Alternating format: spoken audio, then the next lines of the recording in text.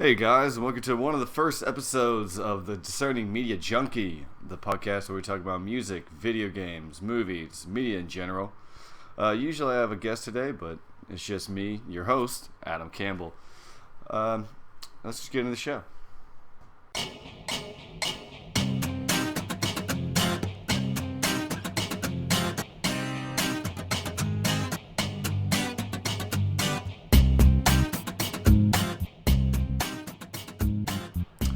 Alright guys, welcome to the show. First things first, they're not sponsoring me. No, should they? But I'm going to thank Snowball. They're a microphone company and other audio equipment company. I'm using their Snowball Ice microphone right now. It's an affordable and extreme quality way to go for any USB microphone. One of the only ones I could find in a brick and mortar store, which I really appreciated. It's a good mic. It's got great quality. It's sensitive. I can use it to pick up more than two voices at one time and actually be crystal clear. So I just like to thank them. I'm sure they've helped hundreds of podcasts get started, and I'm one of them. All right, this show. I don't really know what I'm going to talk about this show. I've seen, let's see here, good things I've seen, Nightcrawler and Gone Girl. Those are the last two movies I saw in the theaters. And I've been playing Far Cry 4, that came out yesterday, which is, I'm actually really digging it so far. And, Binding of Isaac Rebirth. And I just got on Sniper Elite 3, even though I'm about a month late at this point. Which is also very good and a step up in the series in my eyes, not just more of the same. So let's just start talking about Far Cry. How about that? Far Cry 4, developed by Ubisoft, I think it's really fun so far. It's kind of more of the same in Far Cry 3. It's not insanely different in structure and gameplay, but they've added a few mechanics and different level. You have karma level now. That's an added feature, which gives you guns for hire and discounts at trading posts, and I think something else. I think you can unlock weapons with it too. And they added a lot more signature weapons, which is, I think, really nice. They're hard to unlock and extremely expensive, but they're worth it if you get it. This just upgraded to the max stock item or stock weapons, and all sorts of stuff. Obviously, the elephants. If you've seen any of the trailers, you can ride those, stomp anything that comes near you. You can charge and hit. Charging at cars and stuff like that. It's actually really fun. And then let's see here. They added, well, all the animals are new, but there's a little bit more variety. I don't think in the fish species, I haven't seen actually too many of those. I've only seen one of those. But there's tigers, which are silent and extremely deadly, very hard to kill, especially if you're trying to get a clean kill, which now is a new mechanic as well. If you get a clean kill with a knife or an arrow, you get double the skins, which I thought was pretty cool, which I think was an upgrade in the last one. This time it's just in the base game. So now I actually think that's a really cool idea. And now there's helicopters, which I think Far Cry 3 definitely needed, especially now because it's all mountains. There are, barely any flat spots. There are hills and mountains everywhere in this game, and having a helicopter to fly above it is almost essential, which I am so glad they put it in there. And there's just something cool about being able to fly a helicopter, I think. Now there's, let's see, new things. Fortresses, which are more, there are more people, or they're outposts with more people, better defenses, and higher walls. And I haven't stormed one yet, but they seem extremely hard. There's ways for you to kill the generals that own the forts in the campaign missions, and that will make it easier, but probably not too much easier. Alright, let's see here. Any new things? The wingsuit. The wingsuit is pretty fun. Going up to the tallest mountain you can, just jumping straight off it, and knowing you won't die.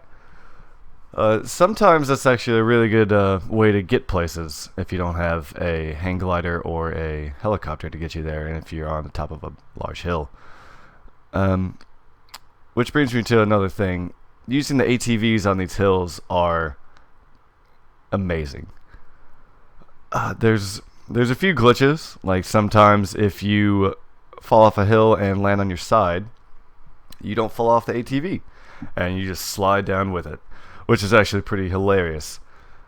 That's happened to me about 4 or 5 times, where I just ramp off a hill and then somehow end up sliding down about half a mile and then flipping and almost dying, but that's half the fun. I've died a lot in this game, mostly by the stupid ways that I jump trucks off of mountains, which I extremely recommend. It's just a fun game. I'm a PC player. I do not own a console at this point, besides a PS3 with the broken disc drive. And there's not too many open world games on PC. I mean, you've got your Skyrims, Fallouts. I think Shadow of Mordor was open world, but not too many extreme open world. And if they are, they're usually AAAs, and they take a long time to get made, which I don't have a problem with. It's just I wish there were more franchises, so they were staggered, and we didn't have to wait, 2 to 5 years for each open world game to come out on PC. But I mean, the next one we're getting is GTA 5. Obviously, that's coming out in January. I think January 27th, and I cannot wait for that. First-person mode and added NPCs, cars, weather effects, obviously better textures and stuff like that. But I just can't wait to see if they introduce mod support. Which, I mean, GTA 4 had mods, but no mod tools, I don't believe. So people kind of had to just reverse engineer the engine to figure out how to mod it. It would be great if they put mod tools out. Not many people do anymore. Not many AAA companies, at least. I don't know why. It's a great way to keep your game fresh after, the majority of the casual players have already moved on, or the people that want to play each new release. It adds more retail or replay value to the game, and you can get a great community behind it and get even more fans. So I don't see a really downside to putting out modding tools, except for the time it takes to create them. I could see how that would be a deterrent in taking time and funds away from maybe any other part of the production and putting it towards mod tools. But I'm not sure, because Saints Row 3 and 4, I believe, had mod tools, and I know they were built on the same engine, so it wasn't anything crazy. And I know GTA 5 is on a new engine, so that might be why they might not do it. But getting back to Far Cry, the story is pretty engaging so far. It's you go back to Karat to spread your mother's ashes. That was her dying wish, because your father was part of the Golden Path, which is the resistance movement against pagan men, the quote-unquote bad guy. And he was the leader of that for a while, and then he died. and it kind of went to shit from there. And the Golden Path is in a state of kind of disrepair. Pagan Min is taking them on and winning a lot, and you show up and just kind of help turn the tides of war against Pagan. Which Pagan, I think, is a good villain. They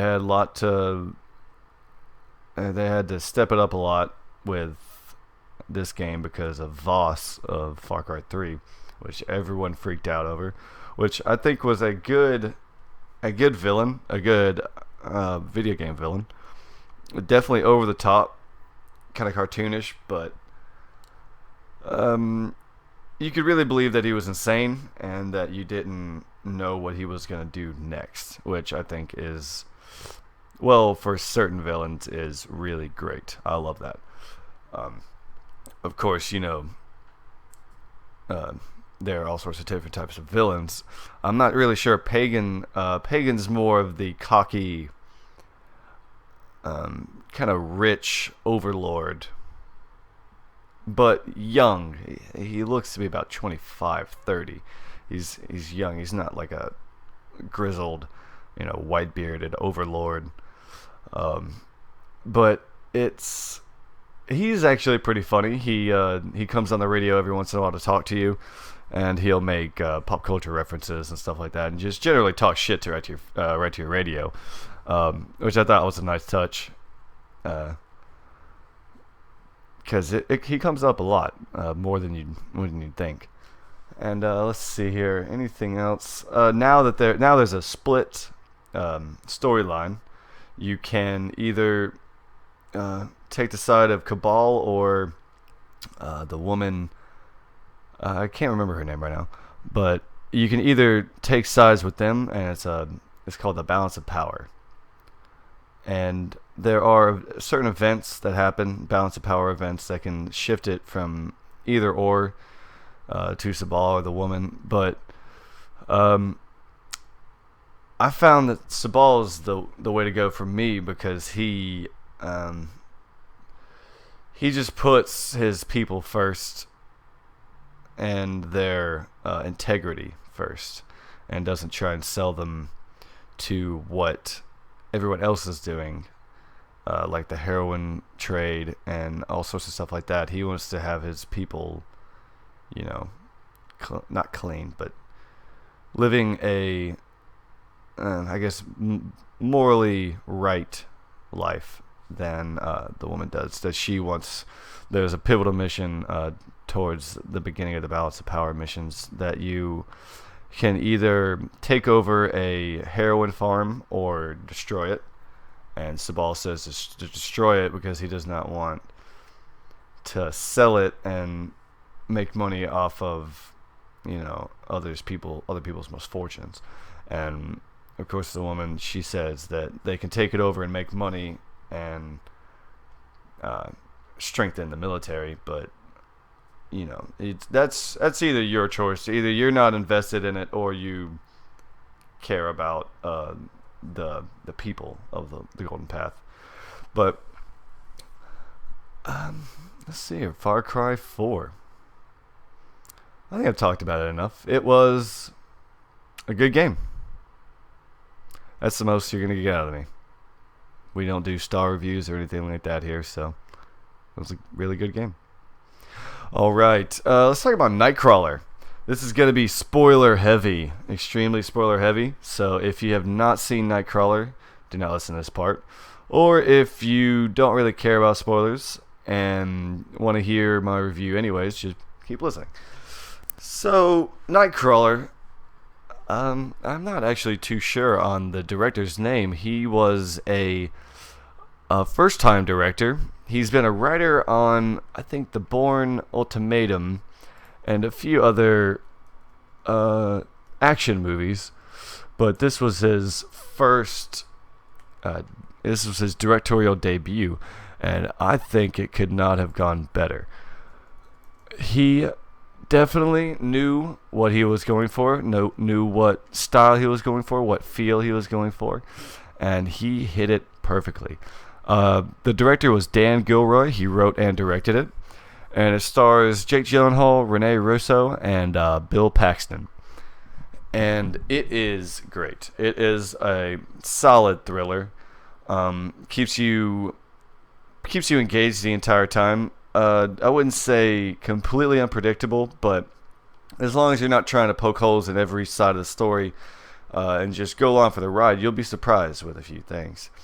Which is really the way I think movies should be watched. A lot of people these days, they just go into it expecting that the movie has to work for their affection or for their praise, and that's not really the case with a lot of movies.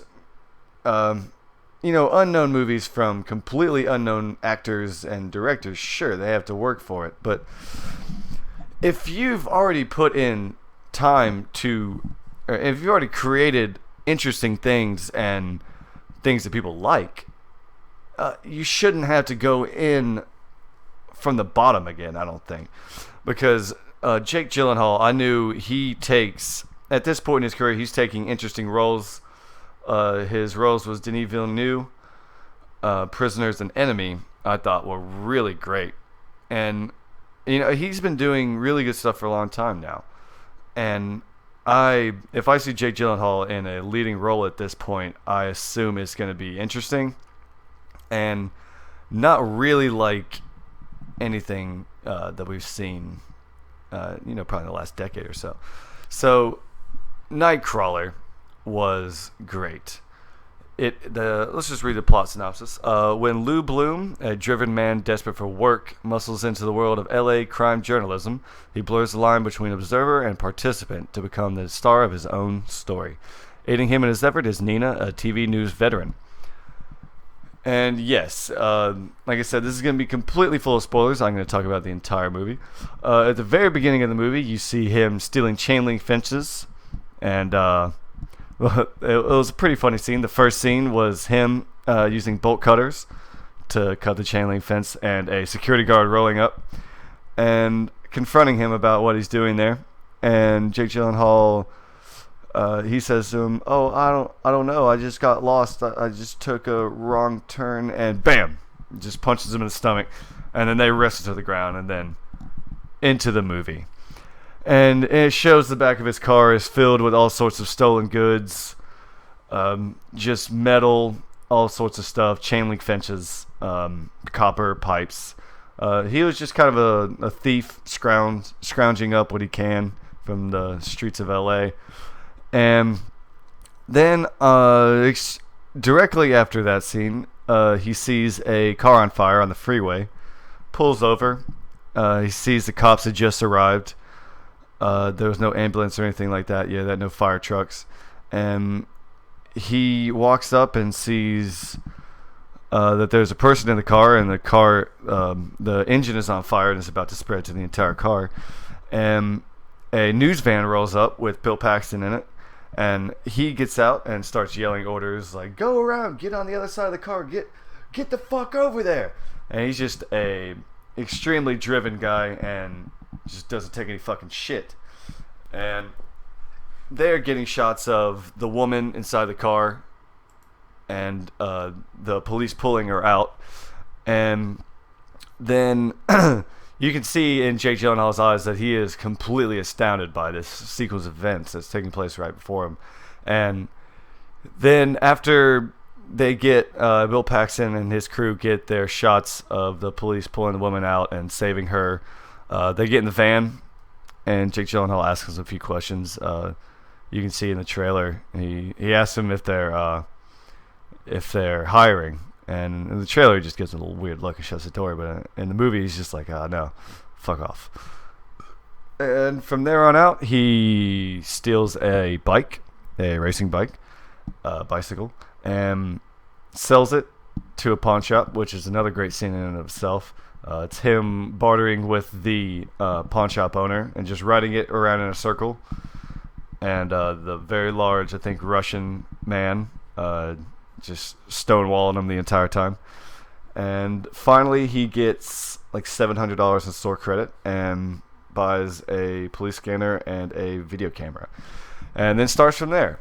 He fucks up a few times, gets too close to scenes, gets them shut down. Basically, about 5 minutes, maybe 5 minutes of different scenes of just him kind of figuring out how to get there first and how to actually shoot and what angles to look for and all sorts of stuff like that.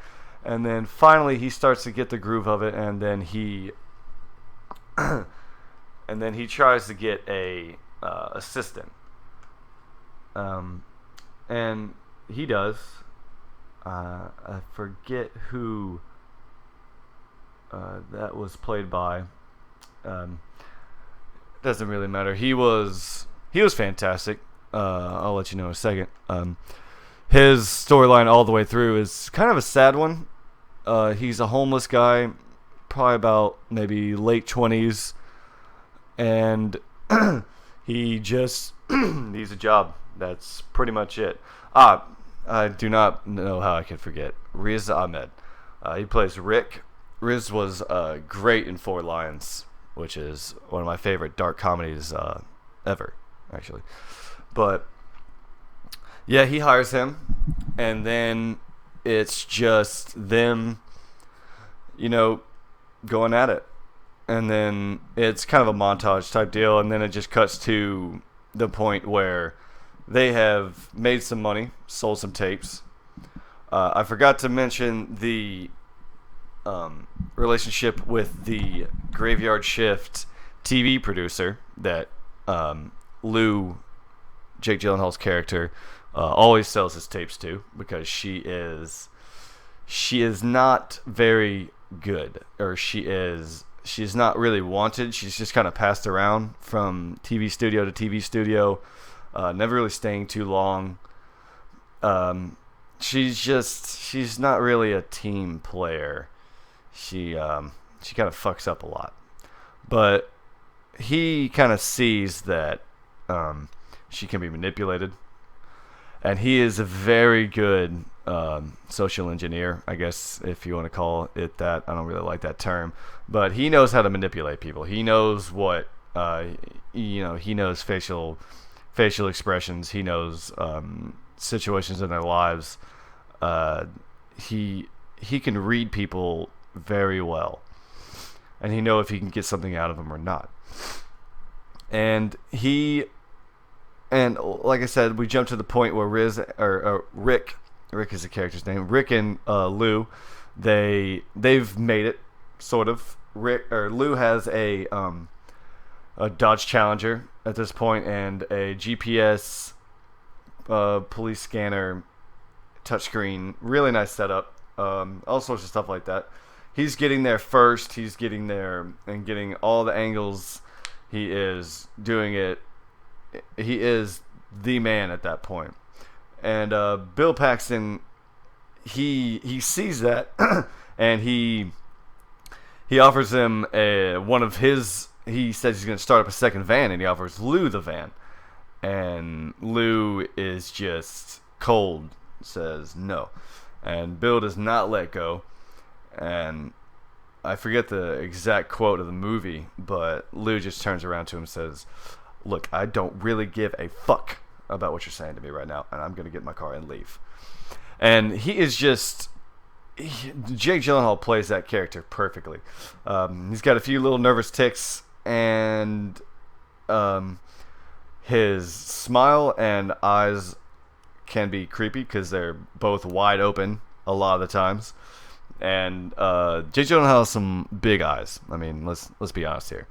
That's not a detriment to him, but when he uses them, they can be very effective.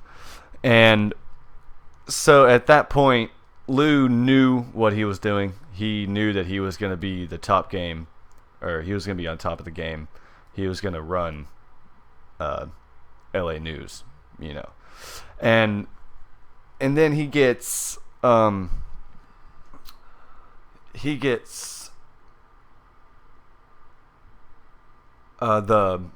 Rene Russo's character. I'm blanking on her name right now.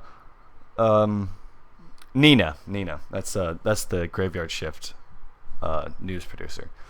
Um, she he gets her to introduce him all around to the studio execs and the talking heads, you know, just to kind of weasel his way in there. And I forget he was pushing for some position of power within the TV studio. I can't remember the actual title right now, and he basically he realizes that he's getting all the best shit. He's getting there first. He's getting the best angles, and he is just basically owning it. So he knows that he is indispensable. He cannot just be replaced. He can start leveraging what he wants. And so, like I said, he gets her to introduce him to all the higher ups, and he starts getting good with them and seeing them a lot, going to the studio and talking to them, and kind of being acquaintance friends, showing that he's confident and a leader.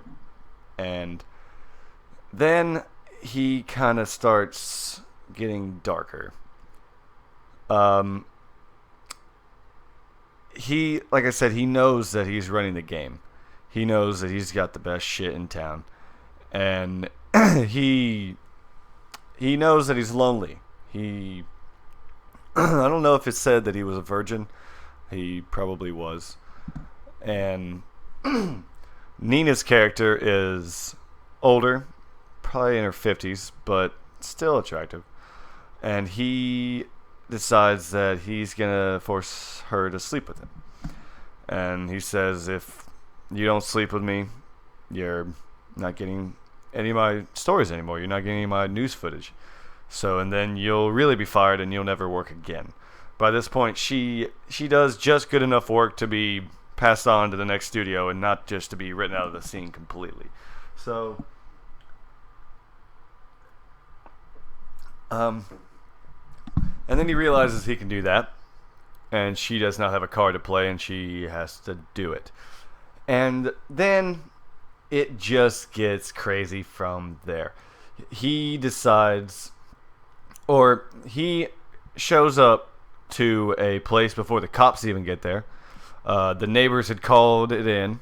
There was fighting going on at one of their houses, the neighbors' houses, I think, something like that. And he got there first. No cops were there, and he just walks in the house. He gets to the end of the driveway to where he's looking at the house and hears gunshots, and then sees two men come out and get in an Escalade and drive away. And now he gets footage of their faces and of the driver's plate, or the license plate. And then after they leave, he starts to walk into the house. He sees a shotgun sitting on the front steps, blood trails inside, and then 3 dead bodies. Well, 2 dead bodies and 1 alive body. That was almost dead. And then at that point, he just sits on it. He does not tell the police. He gets questioned by the police because he sells part of the tape to the news. He sells the actual inside the house part, showing the bodies, but he doesn't give them anything on the faces or the license plate of the people who did it. And so he sees that he has a chance to create the biggest news story he could ever get, and the most hands-on he could be. And so that, it doesn't explain it until the end, until you realize he's putting this all together. You can kind of put it together when he's going through the motions of setting up, but you don't really know that he's putting every single bit of it together until the very end. And then he just finds their car, finds the murderer's car, and then follows them, and then waits until they get to a public place, which is I think a donut shop or a Chinese restaurant, something like that. It's all glass walls on just some street in Los Angeles, really lit up. There's other civilians in there. There's about 3 or 4 other people. The 2 guys, the murderers, they go in, sit down, and then Lou calls the cops. Only when he sees that the perpetrators are armed. And so he wants to set up a standoff between the murderers and the police in a glass case. Almost. Just perfect. Get every single detail and just go with it. And that's what happens. He tells Rick to go to a different angle and to get the cop's point of view, because he's Lou's sitting on the side of the perpetrators. And then he calls the cops and tells them that they think that they're the murderers from the other night, and that they're armed and in this Chinese restaurant. And so the cops show up. They walk in like they're getting food, and the murderers just kind of watch them but don't do anything, because, I mean, why would you just shoot a policeman for no reason? And then another cop car shows up with 2 other police, and they walk in, and then that's it. Or I think it might have just been one other policeman, but he walks in, and that's it. The murderers stand up, just start shooting, and I think they kill 2 cops, and the third gets in his car, or the perpetrators run, get in their Escalade and drive off, and the other cop gets in his car and drives after them. And then Lou gets in he's already in his car, but he starts up and then just gets right on the cop's ass. And this is the most intense scene in the movie, and one of the most intense scenes I've seen in a long time. They are inches away from each other, barreling down the highway, or just a city street. And you know, I saw it in the theaters, and the sound was insanely good. You had the V8 of the Crown Vic roaring, and then 6 inches behind it, you had the V8 of the Challenger, just like hellfire. And both of those together was just a symphony of just raw power that really got to me in the theaters. And so they're just barreling through the streets, and then suddenly the cop gets T-boned, and then the Escalade hits a parked car. So now they're both flipped over. I think the cop car is on fire, and Lou goes past, turns around, pulls a U-turn, tells Rick to go look and check if the murderers are dead. And so Rick walks up to the Escalade, which is on its side on the passenger, or on the driver's side, and then he has the camera and he's filming, and then he looks into the car where the murderer has a gun on him, and then he gets shot. And then the murderer climbs out, starts walking. A bunch more police show up, obviously, because they had probably heard what the fuck just went down, or got called from the third cop when he was in pursuit. So they show up. He has a final showdown with them. They just shoot the fuck out of him with shotguns and all sorts of stuff. And then you see that Lou had planned everything. He knew, or he had at least hoped, that the murderer was still alive and would kill Rick, because then that has a more emotional impact. It's not just cops that died, or it's not just the murderers that died. It's an innocent civilian, and a person that he worked with for a long time, that people that thought that they were very good friends, and that he would be devastated by this loss. And that's when you realize that he's just a sociopath, and a very damn good one at that. Alright, so that was enough about Nightcrawler. You know, I don't really know what else to talk about. Uh, let's just see here. Let's see. Um, what other games have I been playing? Oh yeah, Sniper Elite 3. Sniper Elite 3. Made by Rebellion, and it is obviously the third in the series, but I think maybe the fifth in the series if you count the Zombie Army versions of Sniper Elite, which are great games. I've played both of them and loved them. And Sniper Elite 2 was good.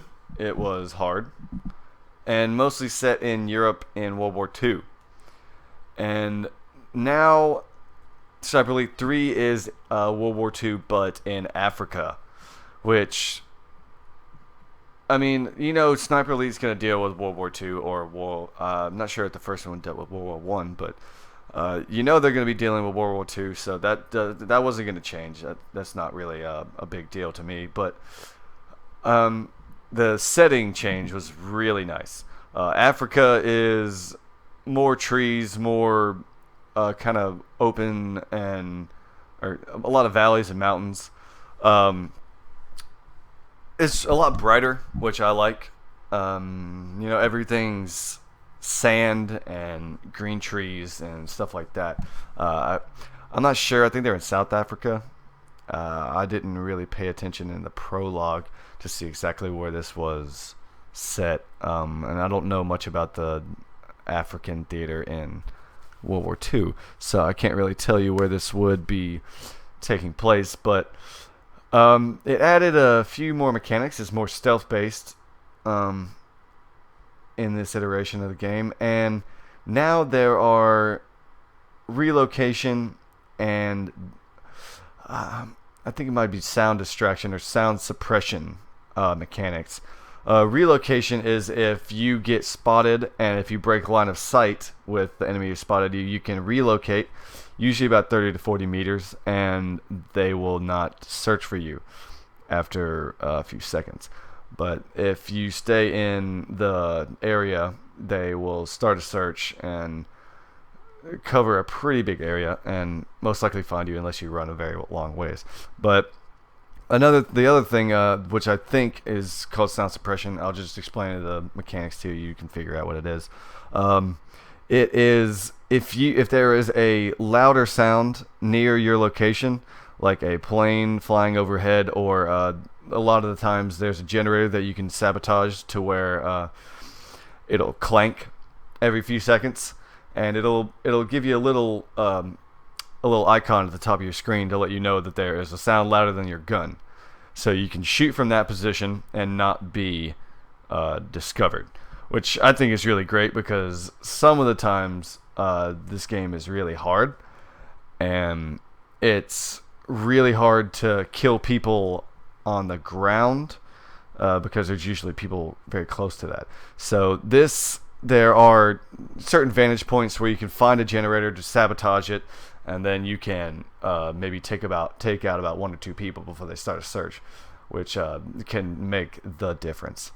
And I mean, it's pretty much the same in terms of all the weapons.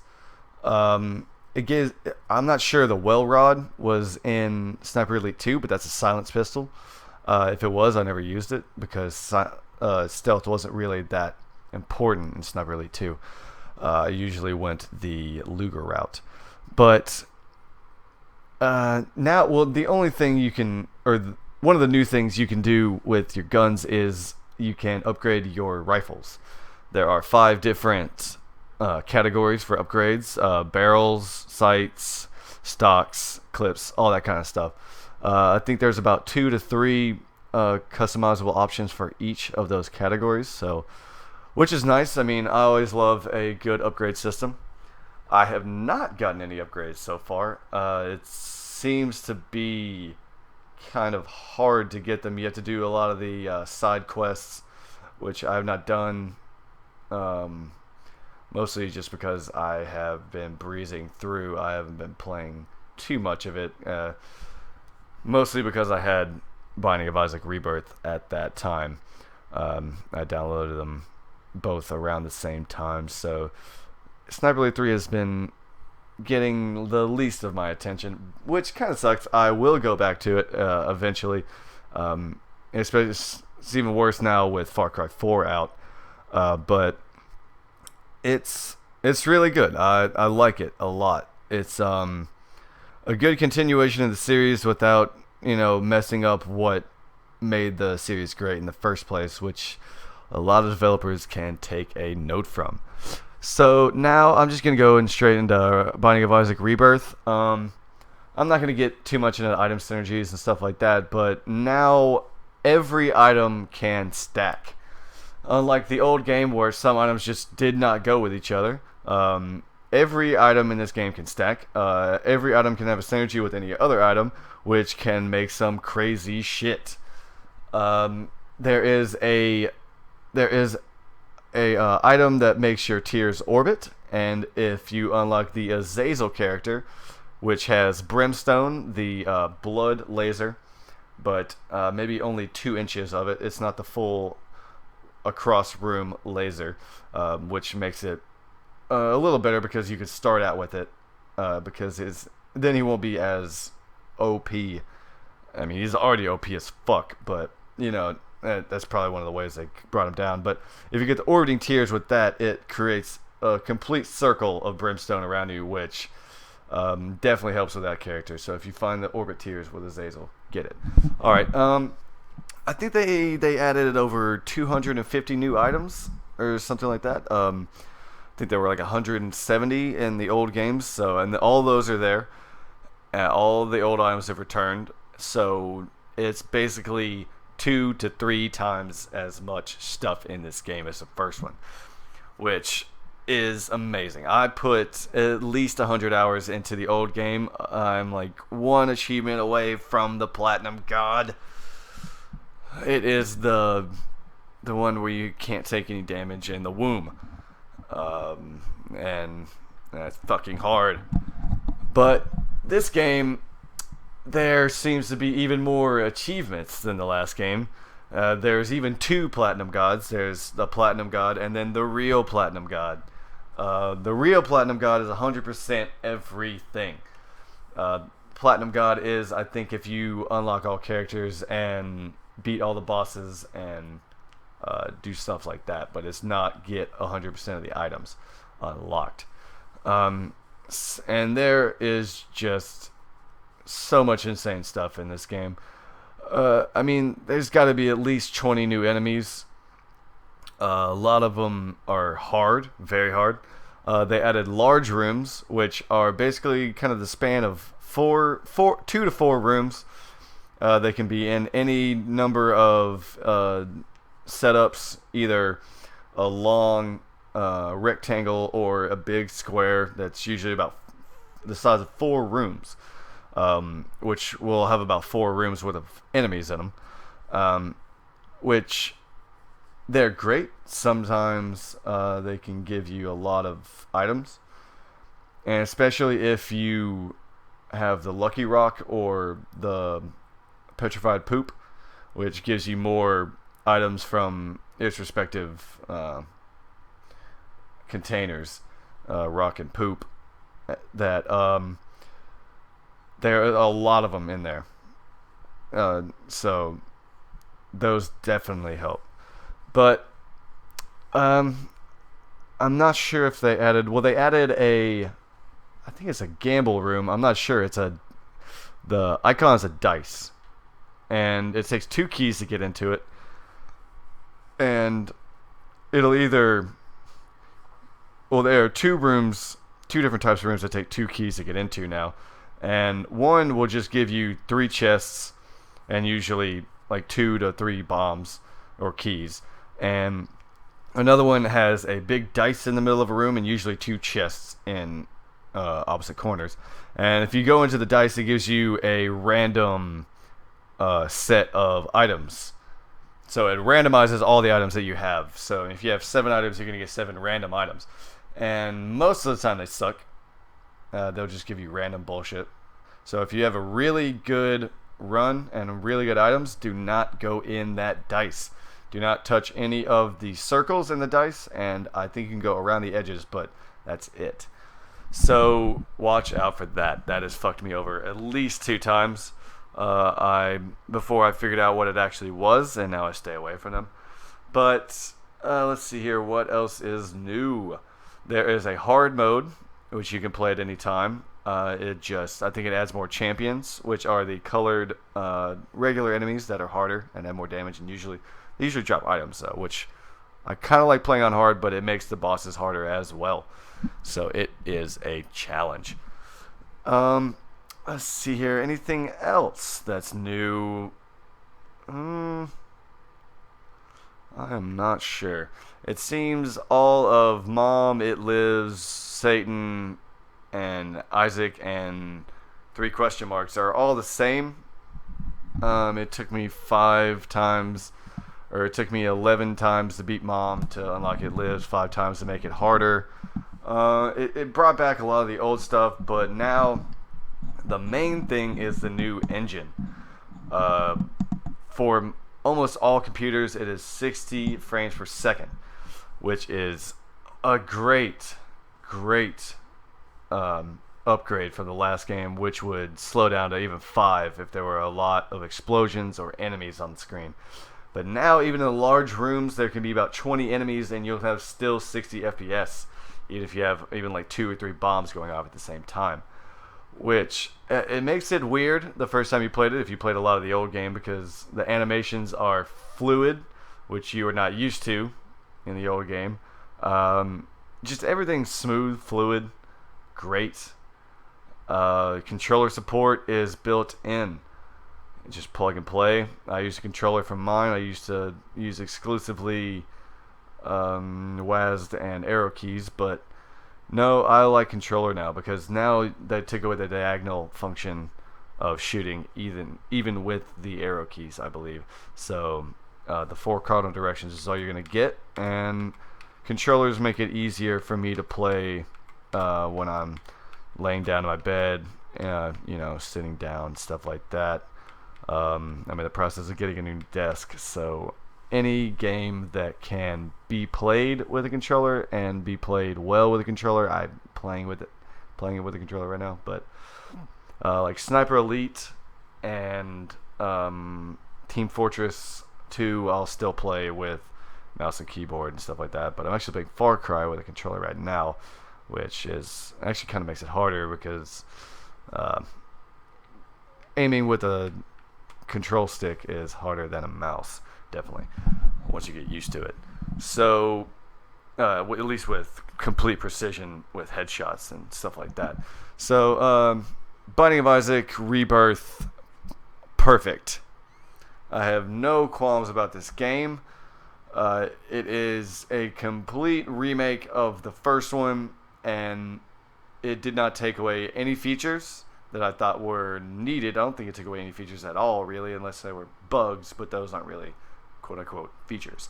So, like I said, this game is pretty much perfect from my eyes.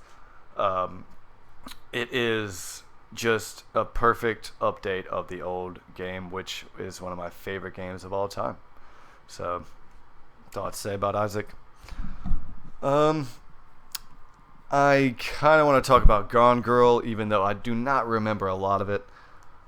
I do not remember any of the names of the characters. I remember the twist. I remember all the scenes that I need to remember. It's just, I would definitely go see it. It is David Fincher directed it. Ben Affleck and Rosamund Pike are starring. Rosamund Pike is great. I had not really seen her much in anything else. I think she was in Pride and Prejudice. And she was in a lot of good movies, just stuff I had never really seen.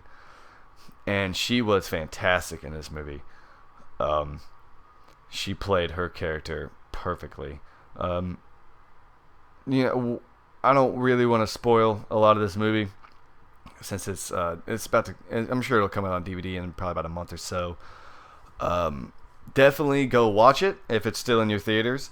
I would definitely say see it in theaters. I saw it the day before it came out. I think it was some special deal at my cinema, and it was just one of those movies. If you're in the online scene, if you if you read about movies a lot, it was just one of those movies you wanted to see firsthand because everybody was talking about it and everybody was talking about what happens and stuff like that. And if you hadn't seen it, it would have just been terrible.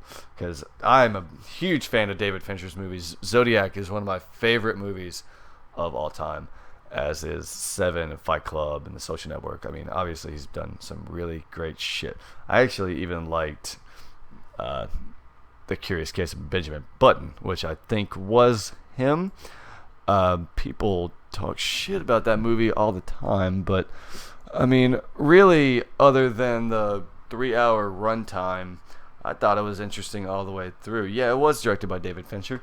I don't really. It's not that accessible of a movie. I'll give you that, but it's not a bad movie. Definitely not. There's just so much shit in this movie to cover. I don't really think they could have cut it down anything more than they did, or they shouldn't, because it's 2 hours and 46 minutes. So I don't really see how that could be a detriment to a movie, unless you're going to see it in the theaters and you didn't know it was going to be that long. I could see that being a bitch. But if you're watching it at home, if you know what you're getting into, it's definitely not that hard to immerse yourself in. I loved I think it was based on it was based on a book or a short story. I just love the idea of it. It's just a great concept, and I'm glad that they put it into movie form. Especially with Brad Pitt. I think Brad Pitt's a great actor. A lot of people just think he's a pretty boy at this point, but I really think he's very good. For the last 10 or so years, he's been in absolutely great movies. I mean, World War Z, I'll give you that. I didn't see that, and I didn't hear great things about it. But it's hard to do everything perfect. I mean, even David Fincher has some fucked up skeletons in his closet. I don't think I've absolutely hated a movie that he's ever made, that he's ever directed. I might not have liked a few of them. I didn't really like Panic Room, but that was still an okay movie. I didn't really hate it, but I mean, how can you not say that David Fincher's one of the great modern filmmakers? I don't see how you can say that, but I actually don't see a lot of people saying that. But I'm just playing devil's advocate at this point. But I think I've taken up enough of your time, guys. It's almost at an hour. So everything I talked about, I recommend completely. They're all pretty much great things. I don't really like to talk shit about things because I don't really feel like that does anybody any good. There's millions of other people on the internet talking shit about everything under the sun. So I'd like to stay more about the positive things, which I think everybody in life, or everybody should look for in life, is the positive. So I don't really have a mantra or anything to end the show on. I don't know if I want one. But keep it easy, guys.